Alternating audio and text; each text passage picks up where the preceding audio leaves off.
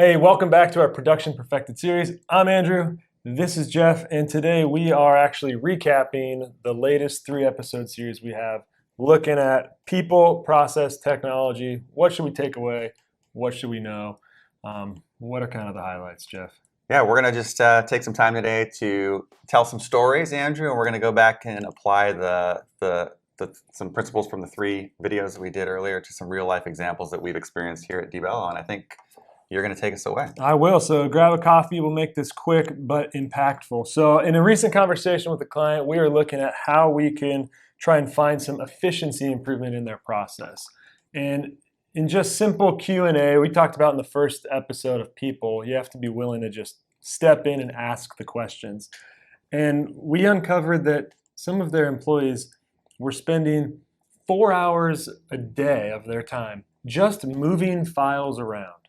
Like, I wish it was a more innovative and powerful solution. Like but as ugly as it sounds, it it's was literally really just copying and pasting and dragging files. yeah. But when you run a business, you get so busy running the business. Sometimes you miss the opportunities to identify easy wins. But in just a simple dialogue, you uncover this broken process that's bogging your people down, and with a little bit of technology, can really simplify that process and save a ton of time. So whether it's applying a technology that can automate parts of it or outsourcing other components that can be delegated, right? I always ask our team, what things are you doing every day that are the same? Because to me, those are like the top of the funnel tasks to just get rid of. Like, figure out someone else who can do it, or figure out a solution that can do it for you. Because that alone is so inefficient and a giant waste of time. And I love being lazy, so I don't want to do the same thing over and over again. And simple solutions, often profound in just the ability to fix it and solve it.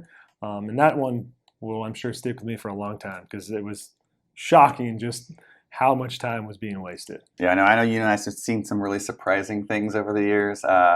Someone that didn't know you could print a Word document to PDF, so they would print and they would take the papers over to the scanner and they would drop them in the scanner, and then they would come into their email box. So that's how they digitize documents.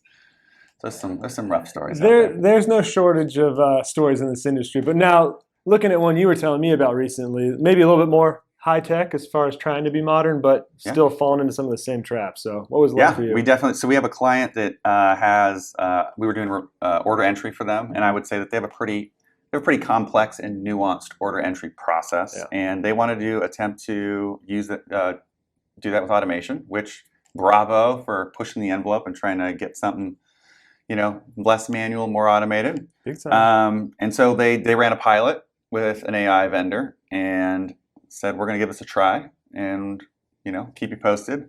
And so after about 75 or 90 days, the process came back to us in full and just said, you're just going to start doing it again. Shocking. So at surface seems like a little bit of a self-serving story. It's not that we're better than them. In fact, we know the AI vendor actually liked them and think that they do some cool stuff. Some real valuable takeaways here. But what really the takeaways are actually in the details. So one of the points I wanted to make in this video is don't overestimate technology. I think that we often forget that technology is, in the end, it's zeros and ones, it's analog. So as title professionals, we make a lot of decisions that are very nuanced and sometimes are judgment calls. And I think we anticipate and expect technology to easily do those things, which is not correct. So a lot of the micro decisions that were in order entry that were not able to be achieved through AI started getting pushed downstream into the client's title production process. So the order entry process shrunk into what the AI could do successfully and repeatedly, and all these other decision-making points just got pushed way downstream. So what you had, but those people were probably notified of the change and knew what to do, and it got to them. Andrew's just queuing me up. These alley-oops happen in the office too, right, Andrew? One of our favorite sayings. But so now you have a title production team that starts seeing files with all these things not done, or not done consistently, or missing pieces of information they were used to seeing, and no one told them. And so that's my second point in this story, is that every time you deploy any piece of technology, it requires a touch to the other, right? People, process, technology. you have a process change that needs to be communicated, and you have people that need to be retrained to interact with the changes that they'll be experiencing. So that story sticks with me because it was kind of a failure in almost all three of the categories to execute this AI order entry.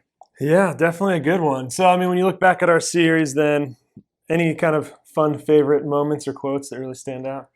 Well, the one that totally is burned in my brain is when you said that the title industry may not be as cool as Apple, which, I mean, it's hard to say that's not true, but I think we're pretty cool. We are. I mean, we're cool in our own way. I mean, if you've been to a conference, you understand. Fair. Um, I would say maybe for you, Andrew, what's if there's one takeaway, if there's one thing you want someone to walk away with that's actually meaningful, that might help their business, help them grow, is there something in your mind that you wanna let someone know?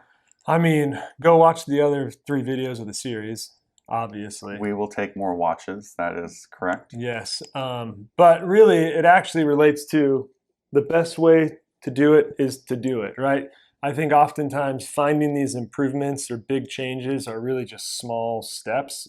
And that one probably relates to me most because it's what I often struggle with is like the analysis paralysis, where you start thinking about all the what ifs and the big change in the end. And you get so bogged down by all the details, you never even take the first step. But one small conversation can often identify a big incremental change. And that's always the thing is just what's the small incremental change you can make and start there. Don't overcomplicate it. Yeah, I mean, a mile-long journey starts with a step, right? So that's a good point. Well, guys, thanks for watching our series. We hope you learned something from it. If not, at least Andrew and I had a really good time doing it, and we'll catch you next time. See ya.